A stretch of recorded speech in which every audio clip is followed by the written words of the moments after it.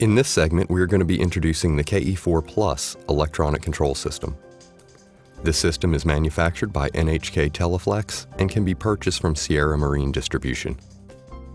The Ke4 Plus is a new offering that is set to replace the Ke4, Ke4A series systems. The Ke4 Plus builds on the proven reliability of the legacy Ke4A systems and adds some innovative features, making it one of the most well-rounded systems for mechanically controlled engines available today. An important note is that the systems are not cross-compatible. Ke4 Plus components are not interchangeable with legacy Ke4A series components, except for the footprint. As already stated, the Ke4 Plus is a great choice for your engine transmission package if it is currently controlled with mechanical cables. If your engine requires direct electronic input for throttle control, or if your transmission shifts via electronic solenoid valve or input module, you would need to look at the Ke5 or Ke6 offerings respectively. So what's new with the system? First and foremost is the redesigned digital control head. At first glance, we notice that the handles have a new look that are geared towards outboard installations and have a very comfortable feel. The handles are also available in the stainless that you may be familiar with. The new handles have an integrated master trim switch. They are also available without, where there would be a plug in place of the trim switch. And new sensors in the control head provide increased reliability with their non-contact dual outputs. We have our forward, neutral, and reverse indicators, our station select button. A new feature is the integrated sync button. The system now uses a communication bus architecture between control heads and the control units. This provides reliability and the flexibility to pack the system with options. The system is suitable now for your triple or quad engine applications, utilizing peripheral device for the control heads, such as the triple or quad engine selection switch. There is a trolling control panel available, if applicable to your installation. A very interesting new addition is the idle control panel, optional for the system. Powertrain Sync is a new feature added to the system where you may control all of your engines with your port handle. You still have Cruise Sync available in addition to Powertrain Sync, and this mode is selectable via configuration switches. Moving on to the control units, which are redesigned as well, we keep some of the same features such as the dip switches for easy setup and add a single segment display for diagnostic purposes. The same control unit will now work with 12 or 24 volt supply voltages. The control units now have start and gear protection built into them.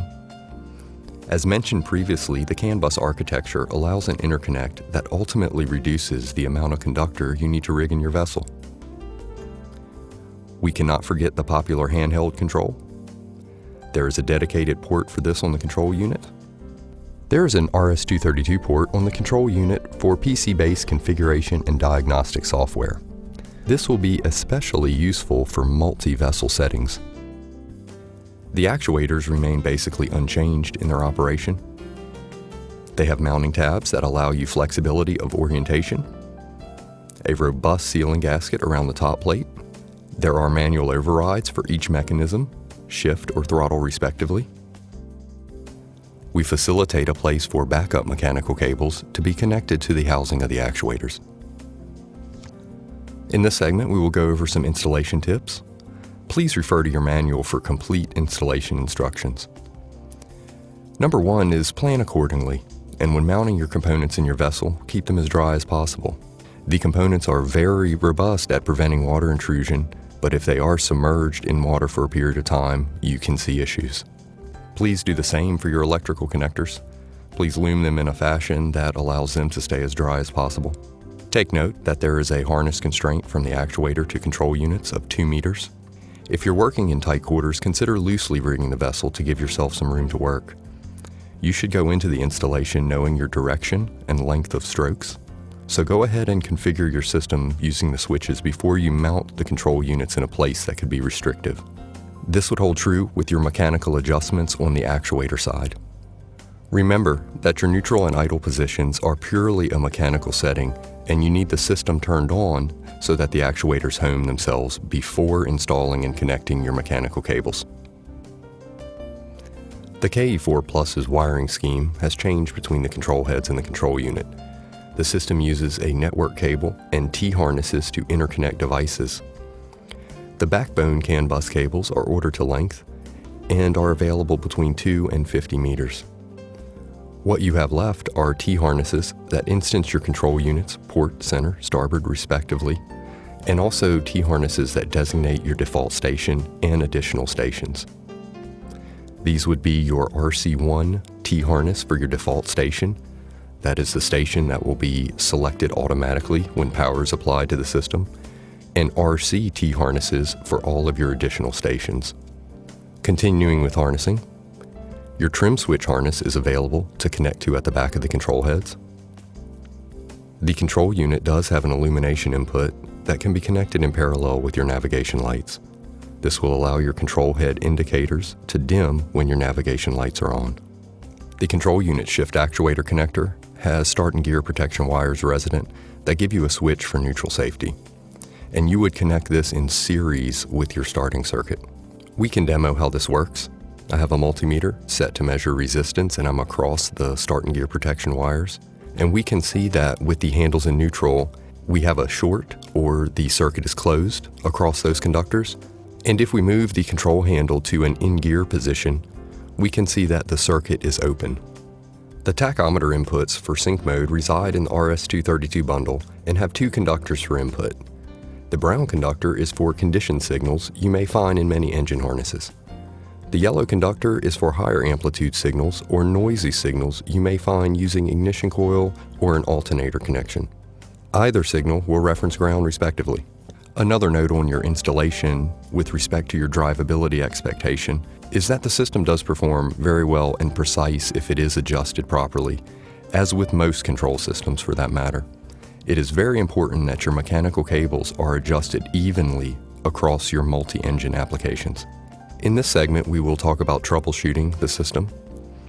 And if you suspect a problem with your system, it is very good about communicating this to you. The system does this with blink codes on the control head as well as a diagnostic 7-segment character on the control unit.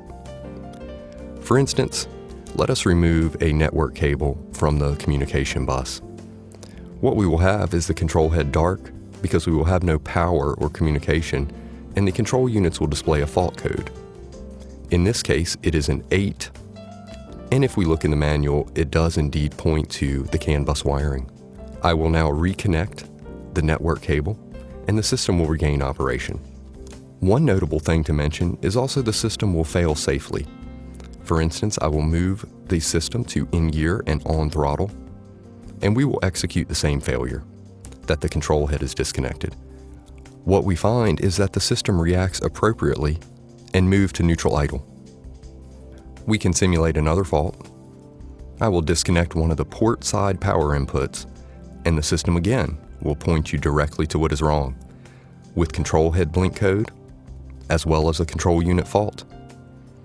In this case, for reliability, the system uses 2 individual power inputs per control unit. We do still have operation, and the system will clear the fault as soon as the problem is resolved. We will not go through every conceivable failure mode you may have, but indeed there is a diagnostic code that coincides with about every possible scenario you may encounter, and the manual describes that in detail. To order your Ke4 Plus single, dual, triple, or quad engine system, please visit teleflexmarine.com. Under the electronic control section of our website, please download the Ke4 Plus manual and refer to the system components list to configure your parts order. This system is manufactured by NHK Teleflex and can be purchased from Sierra Marine Distribution.